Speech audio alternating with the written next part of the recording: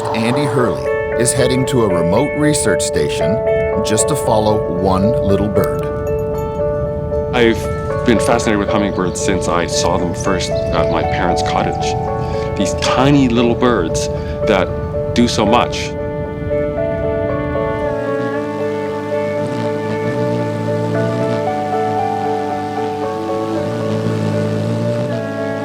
This is a bird whose brain is the size of a grain of rice. Their hearts beat at more than 1,000 beats per minute. Their wings are beating at 70 beats per second. And so they're little energetic juggernauts. Every spring, this part of southern Alberta becomes a breeding ground for all kinds of wildlife, including the rufous hummingbird, who migrates from as far away as Mexico. It seems like he's come all this way for sex, basically. But it's memory, not mating, that interests these researchers. So up here this morning, I'm pretty sure I saw a sapsucker going in there. I think that's... So for the past 25 years, Hurley and research partner Sue Healy have come here to test the bird's smarts. Sounds like a water thrush in there. Oh, fantastic. The ability that we can look at them here, for me, that's the really special part, because nearly everything we know about what animals can do with their brains is from within the four walls confined of a lab. I think over here? Yeah. So if you... In the lab, we can train animals to do all sorts of extraordinary things, but they don't often bear very close resemblance to what they might do out here. If you can fill the dark blue and the green, okay? So these are really real animals. Real animals and fake flowers. In an experiment that is low-tech by design, Sue and Andy create a pattern of cardboard discs, artificial flowers, filled with a sucrose solution that resembles nectar. Beautiful. Okay. We're offering them slightly better food than they would get in the wild. So they would have to work a little bit harder if we weren't here, and being smart birds, they recognize a good thing when they see it. Not only do they see it, they remember it. And because male rufous hummingbirds are extremely territorial, the same single bird will come back again and again. A male rufous hummingbird has hundreds, if not thousands, of flowers in its territory. So he has to remember where the good food is, where he's just visited. They seem to learn where a flower is after one visit. One visit. And we're still asking the question of how do they do that? It's not just bird brain power, it's biology. Hummingbirds have such a high metabolism, they can't afford to waste precious energy looking for food. You and I are thinking about we need a meal every 4 or 5 hours. A hummingbird's thinking about I need a meal every 10 minutes. They need to make decisions that are really important. If they don't do it well, they die. For hummingbirds, timing is everything. This is where the experiment gets tricky. Can the bird figure out which fake flowers contain food and which ones are empty? Half of those flowers, after the bird visits, we wait 10 minutes before we refill them. And the other half of the flowers, after the bird visits, we fill them after 20 minutes.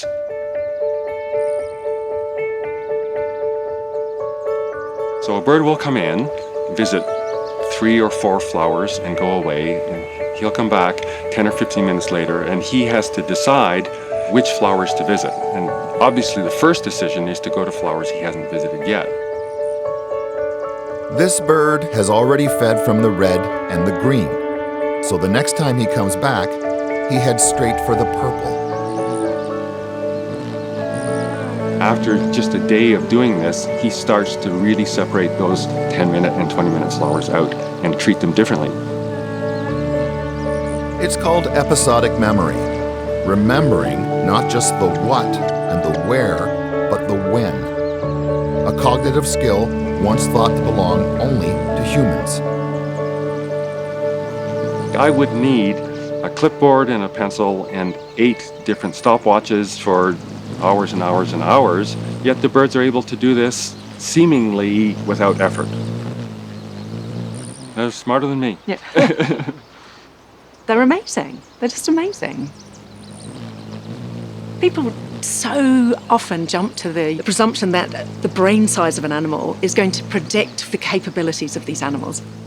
Hummingbirds have extraordinarily small brains, and yet they do things that we find phenomenal.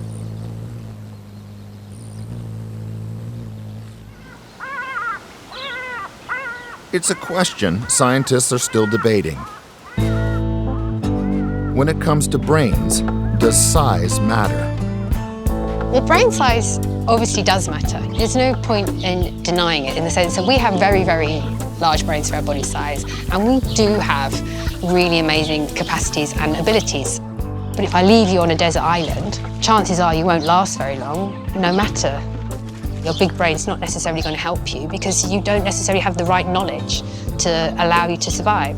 So if you think of it in those ways, then the way to look at other animals is to say, okay, what do they need to be able to survive in this particular niche?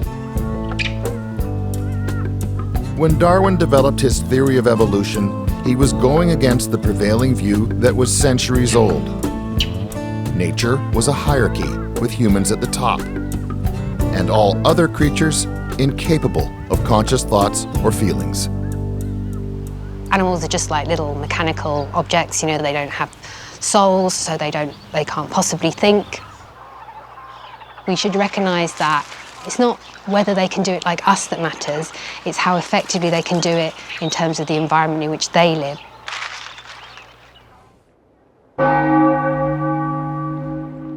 Lincoln, England.